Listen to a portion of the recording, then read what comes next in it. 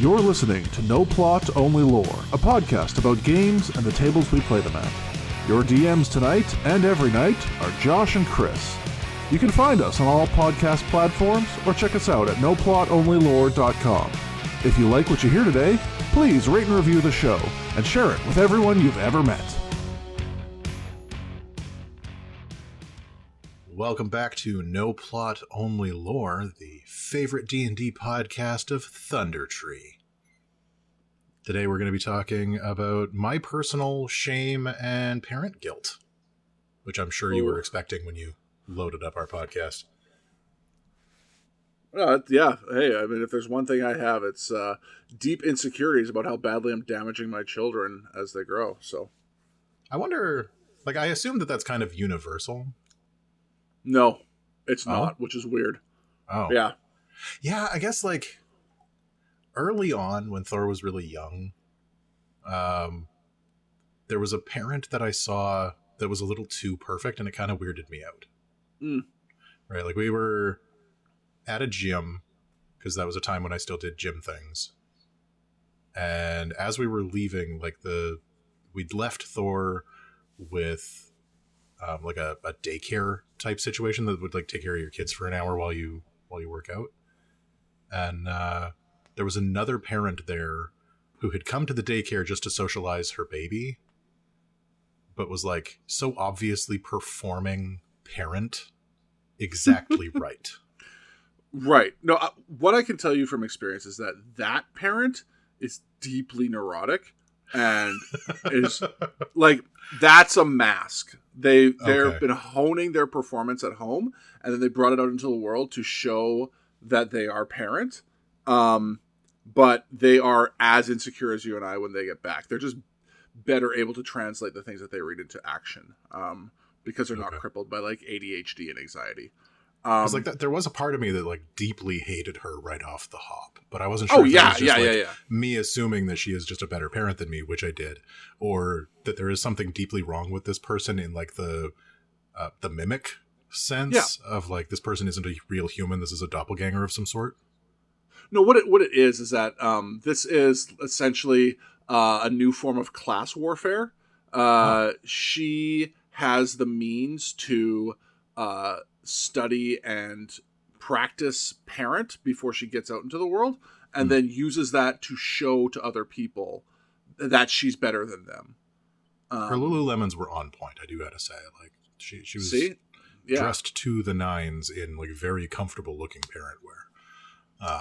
She had to show I have money, but also I am able to move and adapt to my child's needs because I've got, active wear and I'm as active as they are and not some schlub like you are who collapses at the end of the day onto his lazy boy and can barely drag himself out of it in the morning to go to work and juggle all these other things that she doesn't have to because her husband, who's 6'4", blue eyes, works in finance, has paid for, the house cleaner and the sitter so that she has time to focus on just looking like parent. Right? Yeah, I actually have a lazy boy that I collapse into after work, and that felt kind of targeted. Yeah, no, I'm saying you saw a woman who's better than you, and she's right. Yeah, no, that's fair. Anyway, so the reason that I am feeling guilty about parent is there is a cute anime that my son and I were starting to watch together on the recommendation of a friend, and we were not familiar with that show or the manga that it was based on beforehand. And I wasn't using Netflix to watch it, so I didn't see any rating stuff on it, but I did do a quick check on IMDb, and it said that there was some violence in it, but it was, quote, matter of fact. What?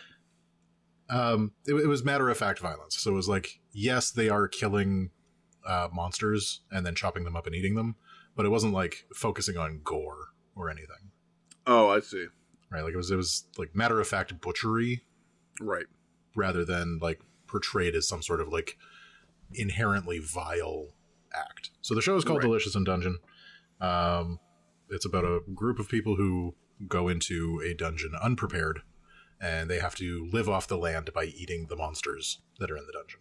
So you go into a dungeon, you find yourself a gelatinous cube, and you turn it into, I don't know, whatever the dungeon equivalent of jellyfish.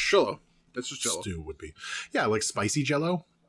Yeah. Right? It'd be like the Jell-O that kind of tingles on your tongue. I feel like it's one of those like 1960s like aspics where it's like Jell-O, but it's got like ham and spinach inside and things like that. And a few things that you definitely don't want to put names to. Yeah. Yeah, that. Like olives for some reason. Yeah, so it starts off very cute. It's got some interesting characters. It's got some depth to it. The world building is really interesting. And then about halfway through the series, it takes a real dark turn. Okay.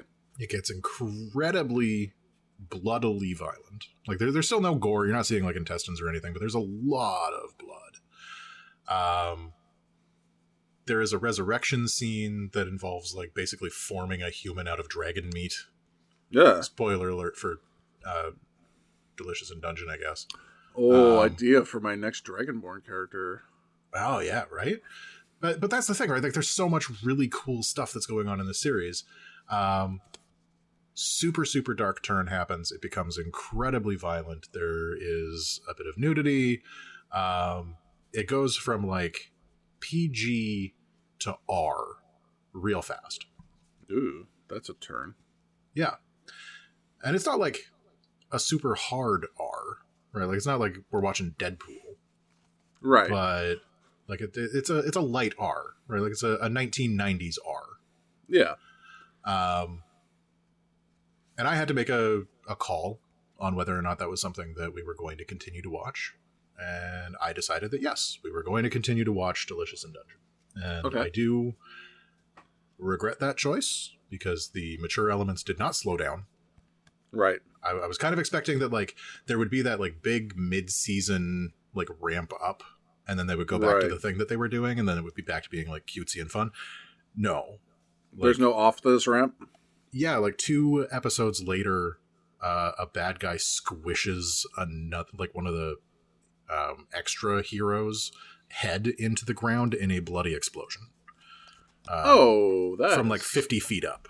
It's just like brutal. And again, like no brains or anything, but there's a lot of blood that happens. And it's very... expected, yeah. Yeah. Head wounds. They bleed like crazy.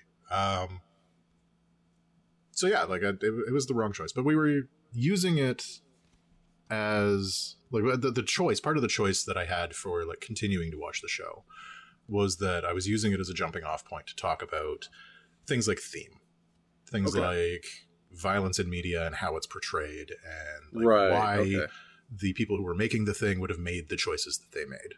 Right. So, the example that I've got off the top of my head is like, yes, there is a scene that has some nudity in it. Okay. It's a bath scene between 2 of the characters. One of them has been recently resurrected. And like, yes, there is nudity, and it does linger on like butts a bit. But I don't even consider butts nudity. Fair. But like it's got like the little hair tassels over the nipples. Right? Like it's that kind of nudity. Okay. But the scene itself was uncomfortable. Right. Like it wasn't just the fact that like I was watching sounds it with gratuitous. It sounds kind of gratuitous, but like the character interaction that was happening there was that one character had an expectation of what their relationship was, and the other character didn't agree, but it was all subtext. Oh. Complex. Right? It was a really interesting scene, and so having that discussion with my son is something that I thought was valuable in continuing his education in media literacy. Sure. Right? Like understanding the subtext, understanding that like, yes, sometimes you're going to see stuff that is meant to titillate, but it's also used for other stuff. Right? Understanding those subtexts and things. So that's had me thinking about a few things in relation to games as well. Okay. So we're doing that thing where you sit at a typewriter and open a vein to fill your lives with content. You content whores. Are they the? Never mind. I just kind of assumed they'd be like It's the just me. They are the content Johns. Yeah. Yeah. Yeah. I should say I don't want to like just jump off of what came up of this. I mean, we are both parents, and these are interesting problems that we're going to deal with on the regular. I think you are correct to have conversations about this stuff. I probably would have cut it off earlier than you did, but I mean, everyone's expectations of their kids are different, so that's fine. I don't think there's anything to be judged on your interaction here with your kid, and I think, yes, having conversations about what is actually happening in media, aside from like what you're just seeing in front of you, is very, very important. Because, and they do this in school too, when they do it with literature, where they talk about, hey, here's what he actually said, and what that, objectively from the outside might seem to be, but then you have to understand the like you said, the subtext of what's going on in that piece of media. So, maybe we've made mistakes sometimes when it comes to like how early we talk about certain media, but there's conversations that need to happen. So, I'm not going to fault someone for having a conversation at all. Well, it's an ongoing conversation too, right? Yeah. That's something that we've talked about, not necessarily just within the context of like the more mature media that he's been exposed to, but that's something that we talk about with everything that we watch. Right? Like I'm very, he has aspirations to be a video content creator, like literally every other 11-year-old. Yeah, they're all on YouTube. They all want to be on YouTube. But like one of the conversations that we've had about that is that if he wants to do that, I am going to support him in doing that, but he has to learn to do it right. Yeah. Right. And so learn about video, learn about story, learn about the ways that information is delivered through these things, through conversations about the media that we're viewing, and also like potentially go to school for it. Right. Like, go right. So like all of this is consistent with the things that we are normally doing. The only inconsistent thing was that the ramp up of the mature content in this one was way fast. And like way harder than I expected it to be. And the friend that I was suggested the series by similarly did not see that coming. Right. So like, well, and you know what? Like that, if there's any criticism that I would give, and there really isn't, but I would have done more homework on the media that I was going to consume with my child before I started consuming it. But I mean, hey, we all make mistakes, and it's harm reduction or whatever. Mm-hmm. And like, to be perfectly honest, I'm not even entirely convinced that the content isn't something that Thor can properly process at this point. Right. Like, I do think that his media literacy is stronger than a lot of kids his age, just because we have been having these conversations, and I have like a gauge of where he's at with a lot of these things. Well, and the only one who knows your kid like that is you, right? Like, well, me no. Well, that's what I'm saying. Like the parents will know where their kid is at when it comes to like media literacy and the ability to consume media and process things. But frankly, they can't start learning how to process difficult things without watching difficult things or whatever, right? So, you can't shelter them forever. It's going to come up as, I think the worst thing to do is to not have these conversations and wind up raising a hype I would beast. say like just an incompetent consumer. So a hype who kind of, I hate using the phrase, but yes. But yeah, no, like it would be to send him out into the world less equipped to handle thinking critically about media would be a far larger disservice to your son than potentially exposing him to something he wasn't quite ready for a little early, but still has you there to help him process and mitigate.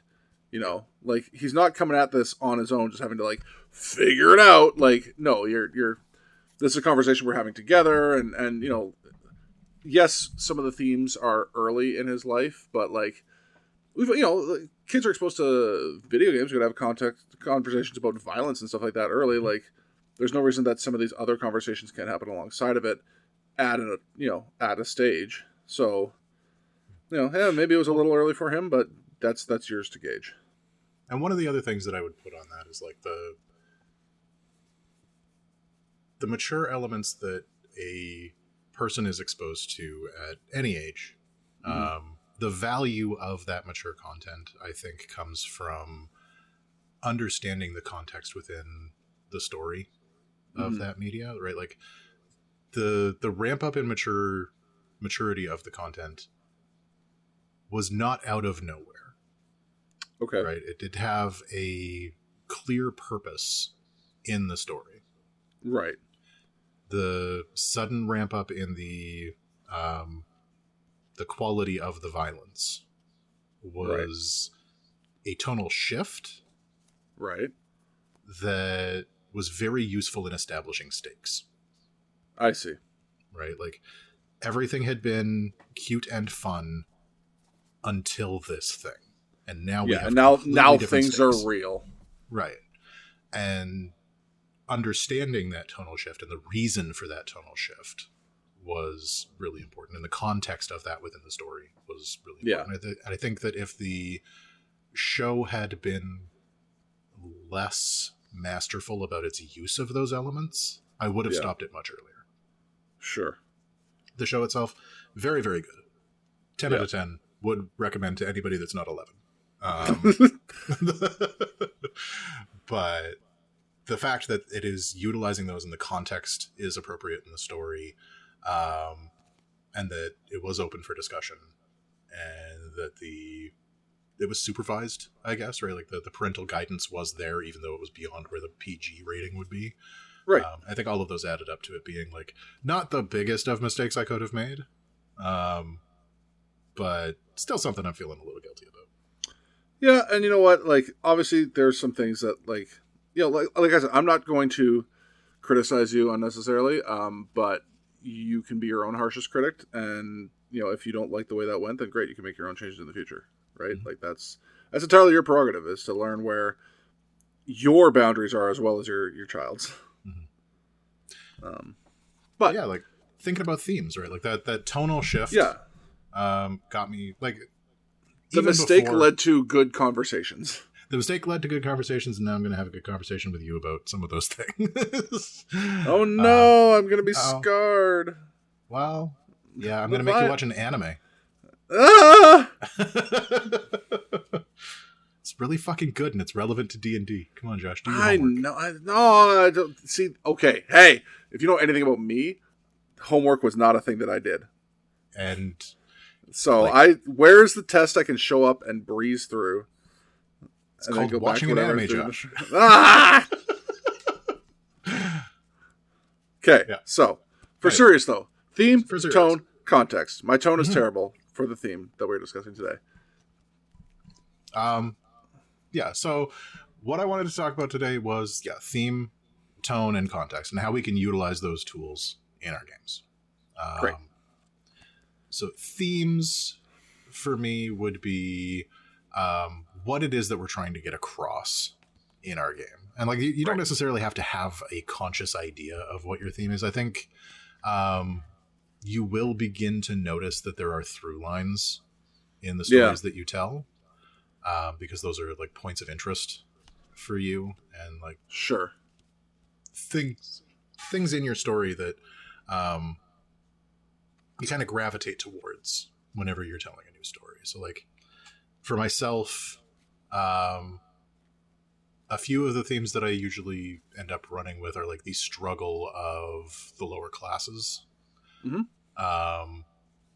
trying to like claw your way up from the very bottom. Yeah, and that kind of goes hand in hand with the way that games like Dungeons and Dragons are already set up mechanically. Yeah, it's just like, you're just a level 1 nobody. But like a lot of my games involve having to deal with situations and life positions that are already underprivileged. Right. Right. So I do a lot of games where you are good people who are still working for criminal elements. Right. You are good people, but making money is really fucking hard. Yeah. And you need to work harder than other people to get half as much. Yeah. And that's a theme that I come back to over and over again, and is one that I like to play with a fair bit, because it's one that I have some personal experience with, and sure, one that I find very compelling. Well, and I wanted to say, like, you know, theme is something that can come consciously from, like, you very intentionally want to, like, make a point in your campaign or in the story you're trying to tell.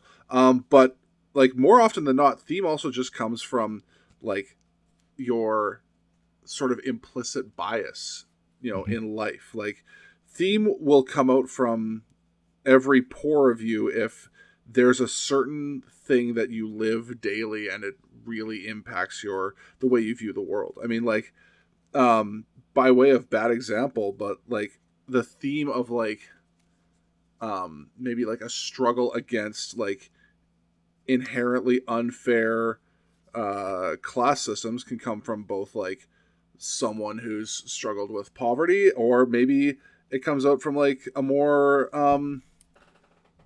like racial bias, you know, like you're used to seeing a system that is rigged against you and implicitly tilted against you, and then you just keep, you know, you can't help but bring that topic up in your supposed leisure time, you know, because it's so fundamental to you and how you view the world. So yeah, every story you tell is going to be colored in that way, you know.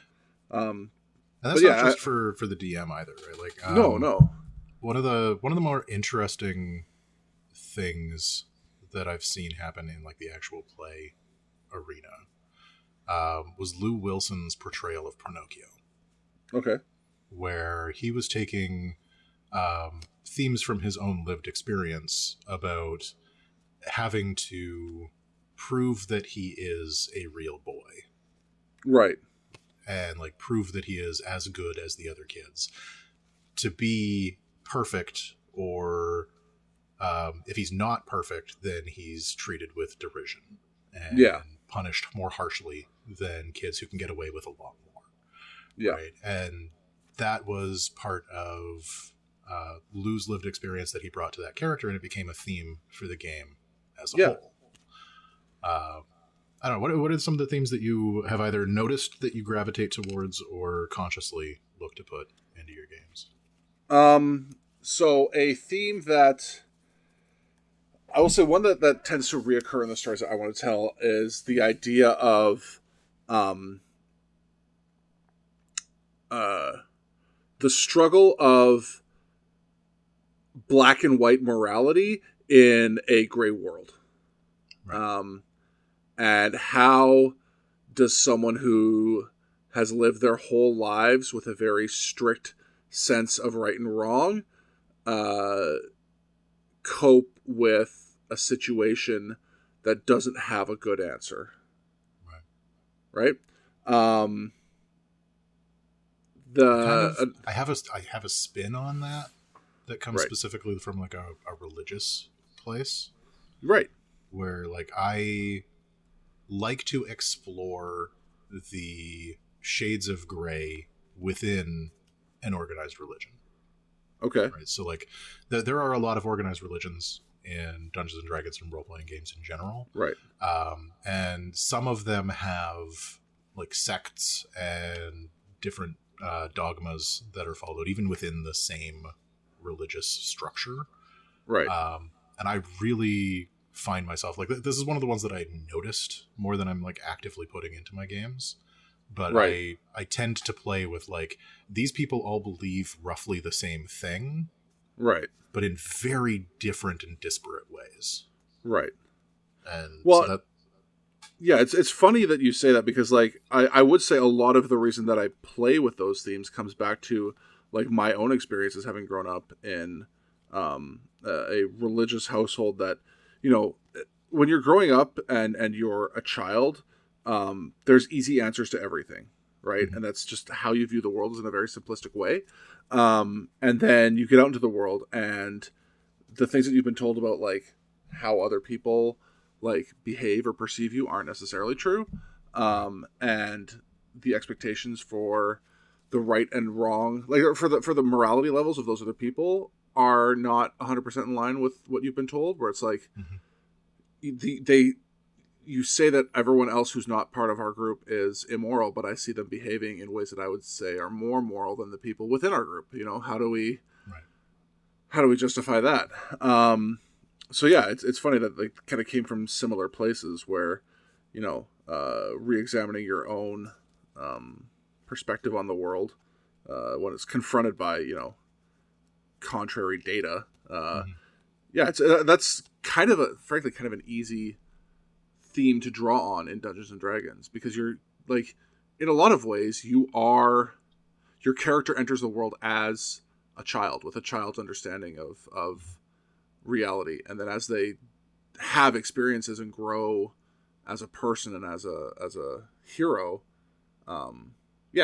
contrary data comes up, and maybe your paladin can't take, you know, an absolute justice approach to everything, because absolute justice is actually unjust, especially when you're talking about, hey, I'm a law-abiding character, but we've seen that the law is not equally applied. And don't you dare choose the wrong dialogue option with that dog. That is unfair and unjust. I was just defending myself and trying to do the right thing. Anyways. No, we're talking about not D&D. It doesn't count because it's not D&D. There's no DM I can argue with about my choice. Yeah. Another one that I tend to play with quite a bit is what do you do with power when you have it? Yep. Like, in a lot of ways, Dungeons and Dragons is a wish fulfillment game. Yep. It is built around some escapist ideas that were kind of hard baked into it from the go. Right. And playing around with those expectations a little bit is something that I find endlessly interesting for play in the higher levels. Right. Because with great power, great responsibility ends up getting foisted upon you a lot of the time. And how you are going to navigate being a big damned hero in a place where there are no big damned heroes is, one, hilarious, because the players never have any idea what the hell they're going to do in those scenarios. Like, yes, I'm really good at swinging a sword, and my buddy can blow the skin off of an orc from 40 paces, but now you want us to negotiate tariffs with a neighboring kingdom because we are the most powerful people that you can send? Yes. None of us know a damned thing about tariffs. We're negotiating. We don't negotiate. Yeah, we show up and we blast things until they are crispy, and then we come home. Yeah. So that's one that I end up playing around with quite a bit as well. I'm trying to think of any other main ones that I've really explored. What about some that you kind of gravitate away from, generally? Oh, God. What do I not like exploring? For me, it's honestly exploring. Oh, see, I wouldn't say I gravitate away from exploring, but I do actually like an Indiana Jones style, let's go find the old temple dungeon type thing, right? Like, I like adventure. That's funny, because that's actually one of the ones that I play with in, like, a very gray morality way. Yeah.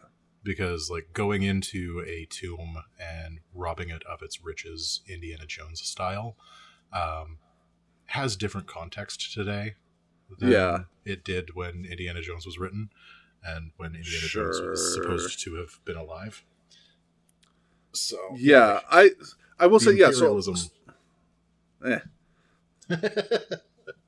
So yeah, I like exploring, like, classic archetypes of, like, the adventure, the hero, whatever. But I haven't run many, like, super long form campaigns, and I'm sure those like aren't really conductive to continued play, where it's just like, oh, by the way, you win again, Dr. Jones, or whatever. Stuff I definitely avoid is, and I've said this before, I don't want a lot of like romantic elements in my stuff. That's not something I am comfortable with DMing or participating in or any of that stuff. I take so a like very specifically the theme of like romantic love, or like is it like romantic relationships, or like even something as simple as like seducing the guards or whatever. Like if that's the option that our resident horny bard wants to take, for me, I take a very like Saturday morning cartoons approach to that, where it's like, okay, great, and fade to black, you succeeded on doing the thing that you're good at. Good job, horny bard. And we get on with our game. I'd say that's kind of like how I approach Dungeons and Dragons in general. Is a very like Saturday morning cartoon. Cartoons. Yeah. Like, we're here to have fun and escape, so I'm going to lean into escapist tropes. I mean, I'm notoriously the pretentious douchebag of our crew, and my games have a tendency towards very much the same. Pretentious douchebaggery? Absolutely. But, yeah, one of the themes that I'm interested in exploring more often, if I can find a group that I think it's well suited for, is the different types of love and the way that is expressed through games. So like something that I would love to do would be a game that contrasts very sharply courtly love with romantic love. Okay. Right. And like really dig into some of those feelings and like find ways to express those through the game itself. I think that sounds like a fun time, but I also recognize that you would be deeply uncomfortable and you are not invited to that table, Josh. I wouldn't show up if you did. You know what? Now that I think I found the word to express like the themes that I explore, and it's basically like heroism, just in general. Right. Like, what does it mean to be the hero? And I think, I think it's been very clear over the last few months through our discussions that you and I have very different like objectives when it comes to Dungeons and Dragons. And like even just in the idea of like what themes are we exploring, like I don't run or play in serious tables like at all. That doesn't interest me. I don't want to learn something about myself through the medium of improvised storytelling. I want to punch some monsters and have some fun with my friends and have a thrilling, gripping adventure to, nerdily regale ourselves with when we're hanging out at the local comic shop or whatever. My approach to it is very different. I think the end result tends to be the same often. Yeah. Where like we went on a crazy adventure and we're talking about it at the local comic shop. Right. But the way that I approach it and the way that I think about it, I think is different. What's funny is like, as much as I've like sort of decried them in the past, I think a lot of the way I approach Dungeons and Dragons is a lot more similar to like the actual play like experiences and podcasts than it is to like the average person's D&D, where it's more about like, here's a cool scene, here's a cool interaction that could happen, here's a fun fight that could happen. Yeah. And I hate that about myself. I think, like I definitely have a bit of a scholastic bent to the way that I approach these. Like I want to incorporate animorphs. Yeah, I do. Like all the time. That's what you meant, right? By scholastic? Yeah. No, and you nailed it. And like the fact that Animorphs doesn't have like its own D&D supplements is, I think, one of the biggest problems that Wizards has yet to address. And yeah, they could have 37 books by now, and they just choose not to. I don't give a shit about your SRD. Just give me a fucking Animorphs book, goddammit. And Power Rangers. Let's fucking go. There is a Power Rangers RPG that I kind of want to play. But no, my approach to role-playing games is academic. Yeah. In a lot of ways. And like I want to understand them. I want to know how they work. I want to know why they work. And so a lot of the times when I'm playing, I'm also testing. Yeah. And like trying something to see if it gets the results that I'm looking for. To try and like finely hone the craft of the thing that I'm doing. And so a lot of the time it doesn't necessarily end up with me starting from we're going on a fun adventure place as much as like this is what I am looking to accomplish with this game. And that does come up both in the running of the game itself and the themes. Yeah, and see, and all I really want to do at the end of the day is have an overly complicated board game with my friends and not get all stressy-depressy on a Friday night because I had to think about life and what it means in the middle of my improvisation session. If I don't get all stressy-depressy because of this, Josh, I'll get stressy-depressy about everything else. So you're channeling the depression into your creativity. Like the greats before you. Yeah. So how do you usually, like, okay, if you're consciously looking to incorporate a theme into your game, how do you usually go about doing that? Okay. So this is something I'm, like, as much as I talk about the themes that are present or whatever in my games, I am the perfect example of, like, the subconscious theme expression. Right. I have very rarely have, like, come into designing an encounter or a campaign or whatever with like, I have a point to make or whatever, right? Mm-hmm. Like, one of the first like campaigns I ever wrote that never actually got finished it was in a Dark Sun setting, and I had just a really broad idea of like, I think we should take down one of these sorcerer kings. And, like, that was the extent of theme. Was that, like, in my mind, the Sorcerer Kings are bad. They're, enslaving people. Let's fight against tyranny. That was my whole theme, was, like, we're going to we have to kill a god. Let's go figure out how to do that. And assemble our A-team or whatever we need to do to take him out. But it wasn't like I wanted to, like, sit and dwell on the theme of, like, boy, howdy, isn't slavery just super bad no matter what the context? Let me just, like, talk about that every 3 weeks for the next 6 years of our lives or whatever. It kind of super is, though. I know. I know, you know, my players know, our audience knows, we all know. Okay, I felt it was important to establish. Our position on slavery is no. The official no plot only lore stance on slavery is mister. No, thank you. Yeah. Okay.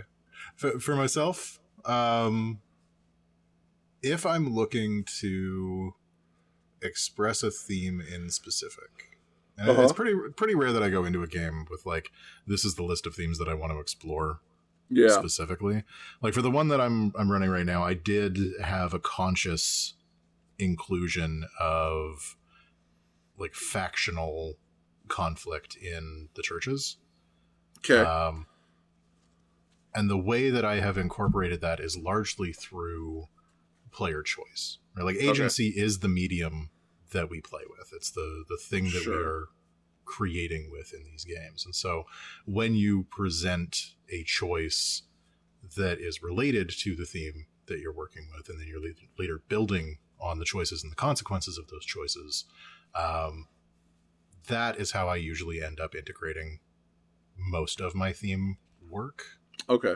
And then occasionally it'll be like there's a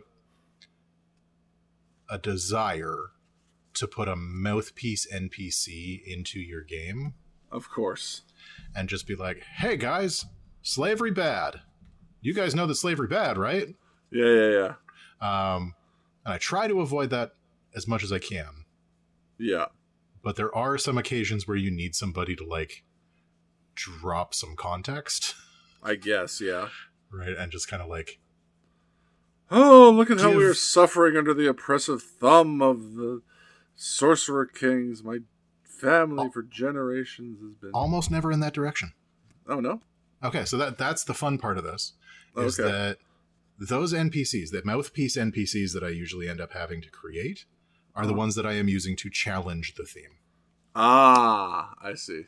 Right, so like, if I have a mouthpiece NPC who is going to be espousing an opinion about the theme, it's going to be like, look, things were a lot worse when we didn't have the Sorcerer Kings. Yeah.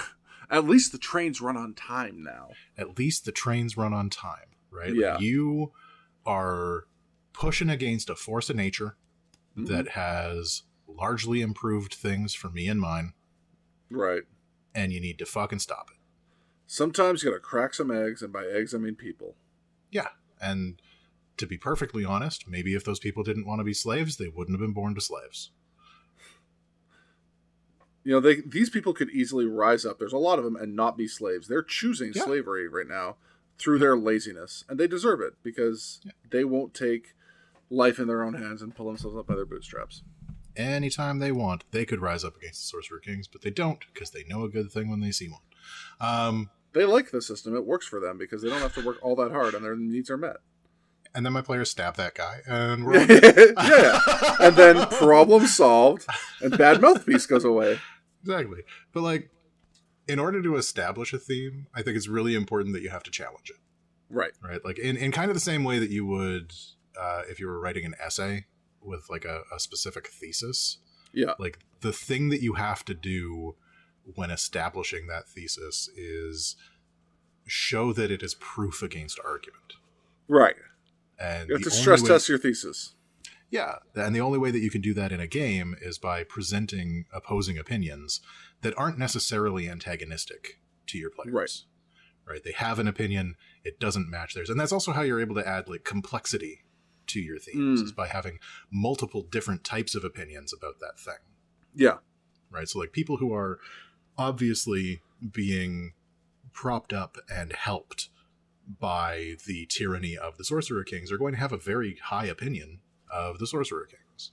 Yeah, but in any sort of system where someone can benefit, there's going to be people who are benefiting and then support the whole process. And then there's going to be a bunch of people who their life is neither good or better nor worse because of the Sorcerer Kings. They're just kind of neutral on the idea. They're going to have, like, some opinions that lean in either direction, and then you're going to have a bunch of people that are like, no, fuck those guys. Yeah. Right? And, like, figuring out how those differing opinions interact in your world is one of the easiest ways to start getting those themes to really gel and become a bit more real, like a bit more lived in. Yeah. So. Boots actually tasty, says local bootlicker. I'm going to put that in an issue of the Korenberg Chronicle for perfect campaigns coming. That my player characters this week finally stole their Spelljammer.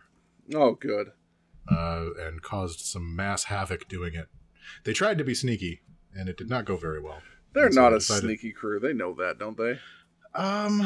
The problem is that they are kind of sneaky, and the dice really don't want them to be. Ah, I see. Like, we have a bard who's real good at talking her way out of stuff. Yeah. And, like, a paladin who's got some charisma on him. We've got a rogue, but the rogue wasn't there that week. But yeah, like, the sneaky... Our group has 3 faces, and they're all frowny. Yeah, it was a lot of really good ideas that the dice decided were terrible plans. Yeah, okay. And then it all just kind of went to hell. But they did manage to steal their Spelljammer this week. Yeah. So let's talk about tone a bit. Yeah. Yeah. So tone, tone is like the mood of the game. So when you say that you do like big adventure games that are very Saturday morning cartoon style, to me that feels like tone. Yep. Right. It's 100% mirrored in like both my personal approach to things and in the kind of people that I choose to play games with. Right, because you can't do it yourself. No, absolutely not. Right. But one of the things that I have on the notes here is like, you can go into serious detail about the way that the blood drips rubies from the tip of the villain's foil as he turns to deliver a shattering soliloquy about the evils of the root of society. Your players can and will counter with a dick joke. Yeah. And frankly, I'm going to encourage them to. Like, yep. I'm just going to be honest with you. Right. Because listen, I'm the guy who snuck a dad joke in after 3 hours of gameplay. That was a big setup. Like, yep. So, like, for tone, you are going to be doing a lot of the lifting as the DM for tone, because, like, the things that you focus on and the way that you focus on them is going to establish the mood of the game. So, like, if you're focusing on how dark it is, if you're focusing on the gloom, if you're focusing on, like, the snow whispering softly outside, or the flickering of the lights that causes them to occasionally go dark and then come back sputtering, that is going to have a very different mood than you all arrive in a tavern, everybody's really fucking drunk, there's a hot waitress who keeps bringing you extra drinks. What do? Yeah. There's a quote.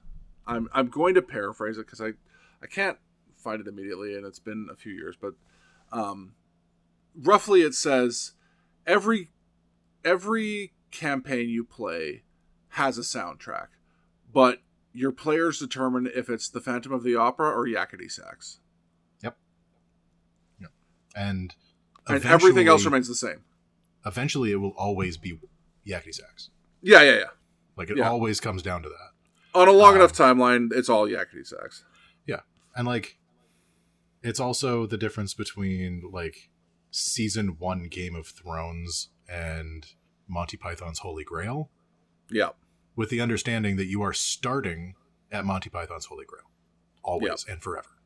Right? Like, that is the tone that people come into this game with almost all the time. Even when you have a session 0 that's like, look, guys, we're going to be playing a really serious game. I don't want to have, like, any silly joking or, like, table talk. I want everybody to be, like, in character. The minute they show up, it's going to be dick jokes from top to bottom. And somebody is going to make a joke about the man-eating rabbit, right? Like, it's going to happen. Yeah. I find that, like, how you approach the game consistently is how you influence tone with your players, because they will pick up on what you're doing. Yeah. There's a thing in improv, which I know you have a deep and abiding love for. The idea of holding tone. Oh, yeah. Right? The idea that, like, you always have choices when you're improvising, and that's true for role-playing games as it is for stage improv. Right. Where what you choose is going to both empower and limit the people who are with you. Correct. And the choices that you make are going to either be in accordance with the tone that has already been set, or they're going to counter it, and you're going to have to establish a new tone. Right. And, like, the idea of holding tone is actually a really fucking hard thing to do. Yes. Right? Because you have a smaller subset of options to you that are going to allow you to hold tone. Yeah. And it's not as fun all the time. Oh, for sure. Right. But and I think that's one of the things that, like, leads to the biggest tone breaks right off the hop, is that, like, it's not fun and people get uncomfortable and awkward, and they just have to, like, break that, you know, I don't know what the tension, like breaking the tension of that. Yeah, absolutely. And, like, it's a little bit that same thing of, like, in sales we talk about how powerful silence is. Yeah, right. Like, you ask for the sale and then you shut the fuck up. Yeah. You don't say a thing. You wait until you get a response, no matter how long it goes, no matter how uncomfortable it becomes for you.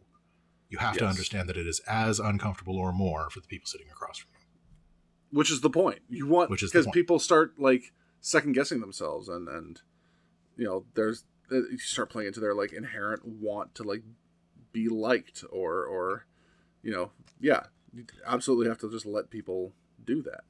And the thing with role-playing games is like when you are in a tone that has tension in it, the urge to break that is so high. Yeah, it's impossible for some people. Like, it's just straight up impossible for some people. Yeah. Impossible for certain people to inhabit that zone for any length of time. I don't know if I would say it's impossible, but like for some people, absolutely. It's a thing you have to practice. And if you don't practice it, you're never going to get there. So there are some people who are never going to practice that, which is fine. That's an entirely valid choice for how you want to live your games, even if you're ruining them. But yeah, so like I wouldn't say that it's impossible, but it is a skill that you have to like develop if you want to. Maybe that's the difference. That there are some people who just they never want to develop that skill because it's just too uncomfortable. Now, for myself, I find that like having a variety of tones is an incredibly enriching experience for my games. Sure. Like you have played with me. You've seen me go from like goofy dick jokes straight to like having a tense argument at the table in character that has gone on far too long and everyone's uncomfortable. Yeah. Straight back to the dick jokes. Right. Yeah. Like, it's something that I try to juggle as effectively as I can. And, and like the catalyst for this whole conversation, like a tone shift is sometimes necessary to set the stakes, right? Right. Yeah. Yeah. So like, something that my players were talking about with the most recent session is they were a little concerned at how quickly they turned to torture. Okay. They didn't actually torture anyone. But it came up as an option. It came up as the first option. Yeah. And so, like, they were discussing that a little bit after the game of just like, I'm a little bit concerned at how quickly we turned to, like, the idea of harming someone until they told us what we wanted to know. And that tone shift, I think, was partly due to a shift in the way that I was describing events and the way that I was describing the setting. Yeah. Because we were moving into more of like a noir place with this, right? Like we have the dingus from the first act. It is held and established. We have a clear goal in mind to get this the fuck off the planet. And the stakes are higher now than they were. And I feel like the jumping to torture was a natural reaction to my shift in tone. Right. Well, because now, like, the stakes have been established. They can't just walk away scot-free from it. Like, they're in, right? Yeah, they're stuck. Yeah. And that, it's not just that they're in. It's that, like, getting this thing off the planet is the most important thing for these people right now. Right. They are willing to hurt people to get that to happen. Yeah. And that's an interesting place for their characters to be. Well, it's also, you have to come to the realization that, like, that's kind of the baseline behavior of, like, every character. Like, they are willing to enact violence to get their will. To get their way, rather. Yeah. And we hide that under layers of, like, oh, well, they're not really people, or, yeah, that's supposed to happen to the bad guys. But, like, yeah, that's not how people are socialized to behave in our society or whatever, right? Like, no. And like, if we were to describe the thing that our characters were actually doing, it would be a horror show. Yeah. I'm going to go to the caves where a generally racist Jewish stereotype is hoarding gold. I'm going to stab all of those Jewish people and take their stuff away. Yeah. Like that. Stealing stuff from goblins is incredibly terrible. Yeah, it's a weird idea that a sentient creature that doesn't really bother anyone, that just has some stuff, you guys have decided isn't allowed to have stuff, and so it's morally justifiable for us to go and actually commit genocide. starving, intelligent people have turned to banditry to feed their children, and now it's our job to go murder them brutally. Yeah. Right? Like, they stepped out of line. We're the cops. Yep. They are the wrong color. Yep. We're going to go stab them a lot. Which is also a theme that runs very heavily in a lot of my games. I don't... Wait, your theme is go stab the people of the wrong color? No, my theme is a lot of D&D is based on that. Oh, yeah. And it is problematic and wrong. So a lot of my games involve dealing with traditional monster races in a more empathetic light. I see. We'll deal with like goblins and hobgoblins and like orcs and things as individuals and as like family units and nations that are in their own right people, right, deserving of all of the rights and privileges of any other person, despite the fact that they have been horribly brutalized for generations because of the color of their skin and the fact that they've got some tusks, right? Like, right. God damn it. I should not have my phone on my desk when we're recording. No, so that is a theme that I come back to fairly often. And like sometimes it's played for jokes, but it is a thing that I am actually kind of like invested in for D&D. I would like to see that be less prevalent. That's interesting because yeah, again, like we're talking about bringing like personal experiences and opinions into the game, and like you have this instinct to, I think, like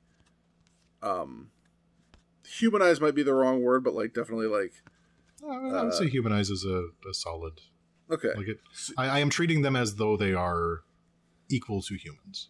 Okay. Yeah. So you are humanizing the antagonists, and I tend to take the approach that like a board game, like the antagonists are just set pieces. They're just the right. obstacle in my way. They're not actually a thing or a person. They are just a barrier. My overthinking things and providing complexity where there is none does not stop at the game itself. Oh, I know. That's, yeah. Yes, that's the point I'm trying to get at. Like, this is you as a person bringing your neuroticism into the game, where 100%. I'm just like, brain off, murder orc. Well, and like, I can also see the argument for like Tolkienian orcs. Right, like they are created. Yeah, they're a weapon that's made. Yeah, and so like I have no problem with Tolkien's orcs. Yeah, because they are made whole cloth by somebody who was evil. Yeah, like the fact that they've kind of canonized the idea that like the first orcs were corrupted elves makes me I don't grumpy. like that. Yeah, no, it's not a fan. But who canonized it? Like, the worst show. Exactly, a show that's legally not Lord of the Rings. Yeah, right. Yeah, like, so it doesn't count. Yeah. Maybe their orcs are former elves, not mine. Yeah, no, it's fucking dumb.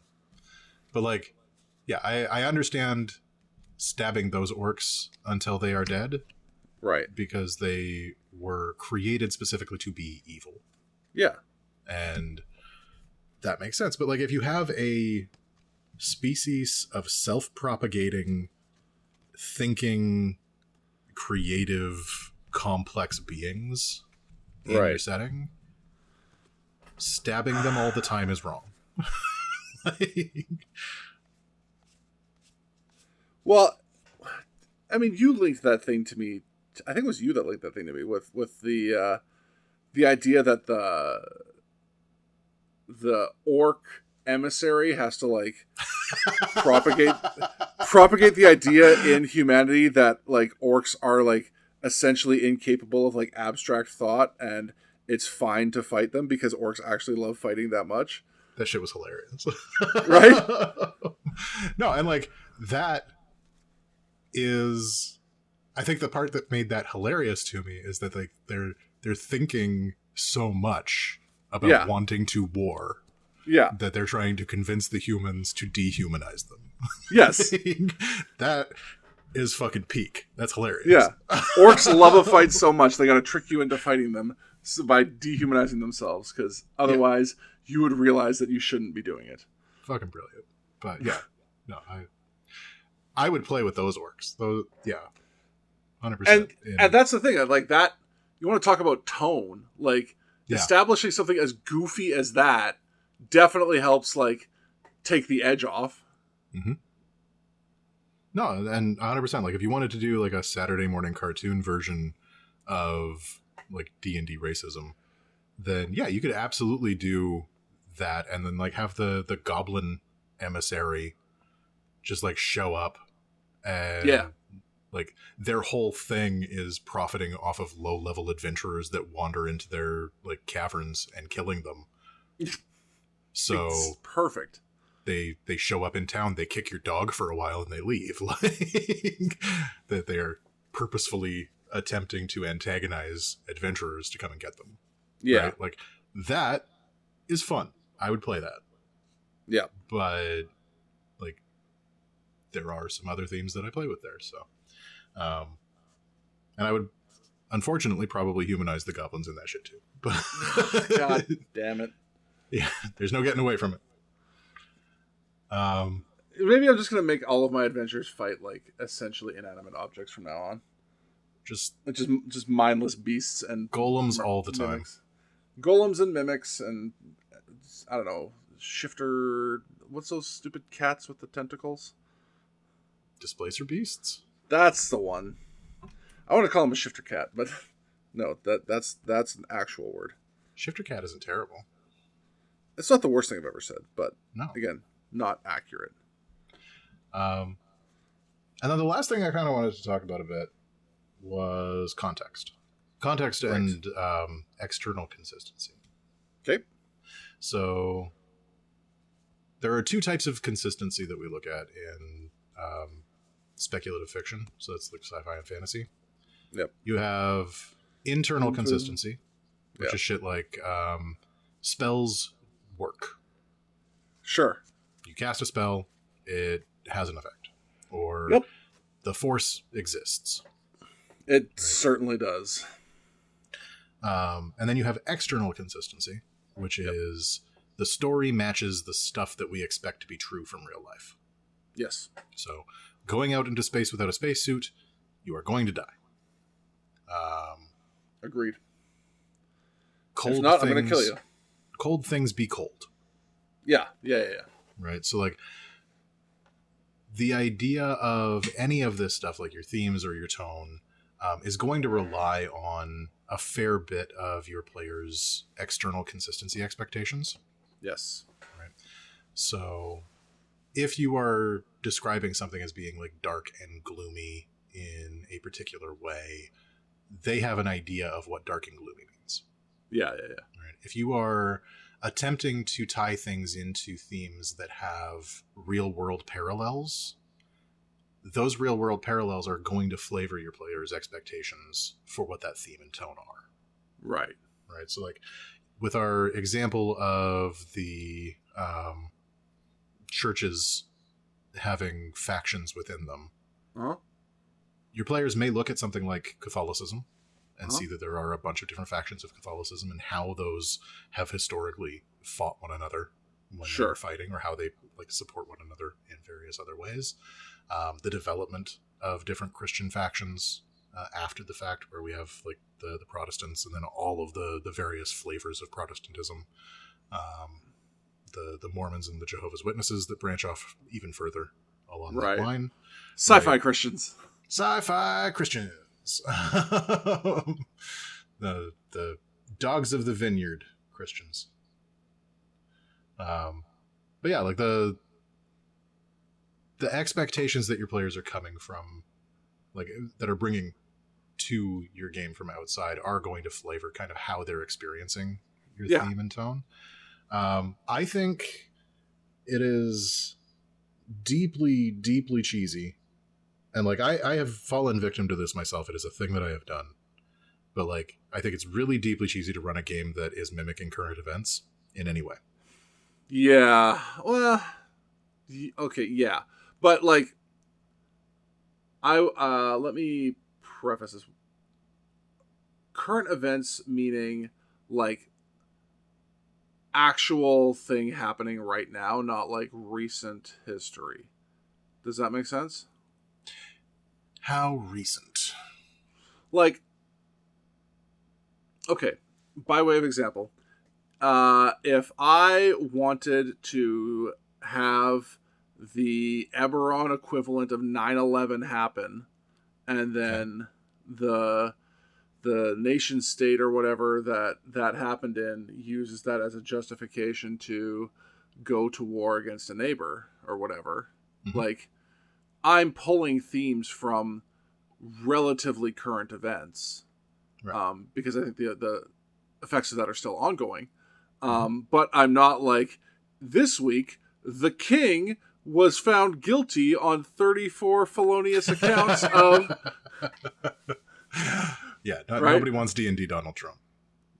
Well, some people do, but I don't want to talk to those people. No, hold on.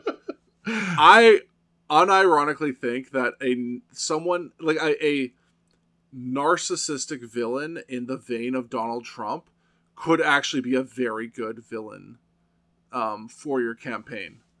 I just don't want to do the impression. I'm not saying you have to. I'm saying don't mimic Donald Trump, but you can definitely model him in your campaign or any world leader. I mean, yeah. Okay. I feel like there are better candidates for Donald Trump's brand of evil. I was going to say, like, spoiler warning for like the Middle East, but like actually having someone like Benjamin Netanyahu being a world leader in your campaign, like, does have that villainous arc that's a little more like believable and less cartoony. Yeah, that's true. And like we are going to have a conversation in the near future about like making good villains and why they're important. But like those two people, I'm not going to sit there and be like, but Ronald Trump is. I mean, you can bash the two together and make a really great villain. Benjamin we'll save that Trump? for the villains thing. No, Trump and Netanyahu. That's what I'm saying. Like a horrifyingly competent at killing people Trump. Not that he wasn't competent at killing people. Anyway, we're getting political. I think that's what we do. There's objective truth in politics. Disclaimer: we're also Canadian. We have very different ideas about world politics than everyone. No, I think that like for me, I probably like it is 2023 as 2024 as we're recording this. I don't think I would use a plague in my campaigns right now.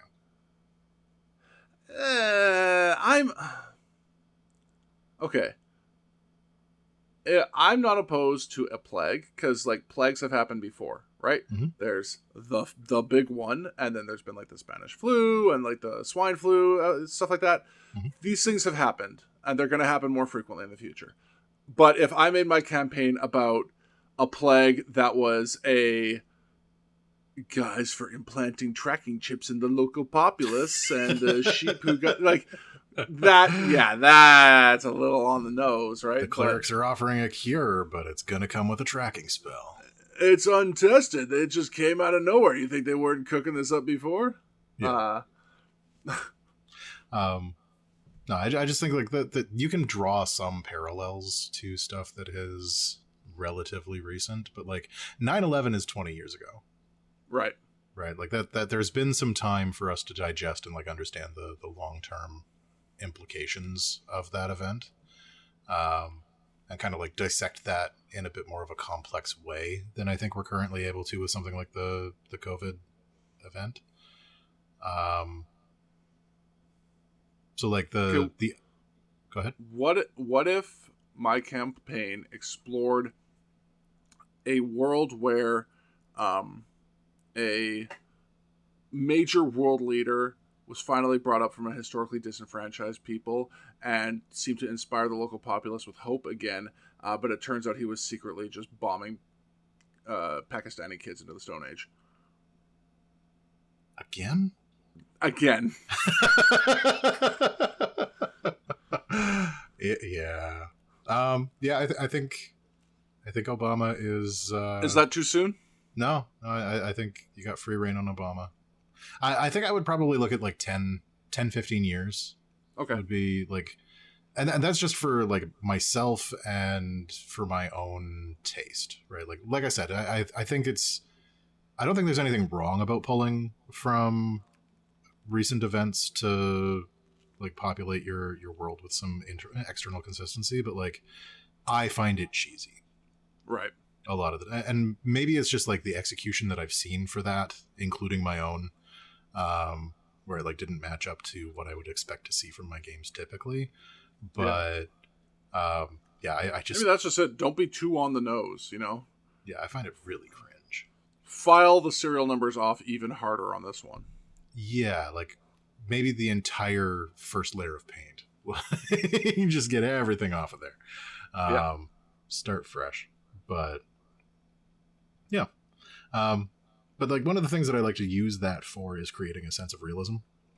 Right. Not like the realism that you see in like simulationist sections of a game, but like the realism of the cause and effect that we see from those things. So like the sack of Constantinople is an easy one to try and follow with like an important political, strategic, and religious area has been taken over by somebody that is diametrically opposed to all of those purposes, right? Like they are using it, well, except the strategic. They are going to use it for like strategic purposes. We've seen the fallout of that. We've seen the way that has influenced the world, and you can draw a lot of the fallout from that and use it in your game to make sure that you're like more or less following what would happen in a similar situation. Right. So that's one of the reasons that I like to use that kind of context and like understanding the like historical and even the media context, right? Sure. Like, I don't think that it's terrible to draw from TV shows and books and movies and things that you've seen. I mean, they're better writers than me, so... Some of them are better than me. I'm just saying, it's totally fine to steal from better writers. Yeah, but I saw season 8 of Game of Thrones, and I'm pretty sure I could have done better. Yeah. I'm pretty sure well, that's the thing. Better. So it was a chain effect. In the first 4 seasons, they were drawing from a better writer. Mm-hmm. And then they ran out of stuff that the better writer had done, so now they were down to their own skills, right? They did not impress. Nope. But yeah, I think that like for external consistency, you don't necessarily have to just look at the like real world context as well. Like you can also look at it in a media context. Yeah. Just like what other things have done this kind of story before? Yeah. And what are kind of the options that we could look at for how those are going to move on? Sure. And, yeah. All of that came from me showing my kids some anime boobies and bloody violence.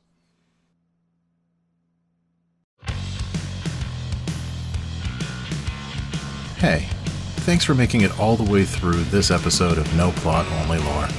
If you're looking for more, you can always find us at noplotonlylore.com and on all the very best podcast platforms. If you like what you heard today, please share, rate, and review the show to feed my never-ending need for attention and validation.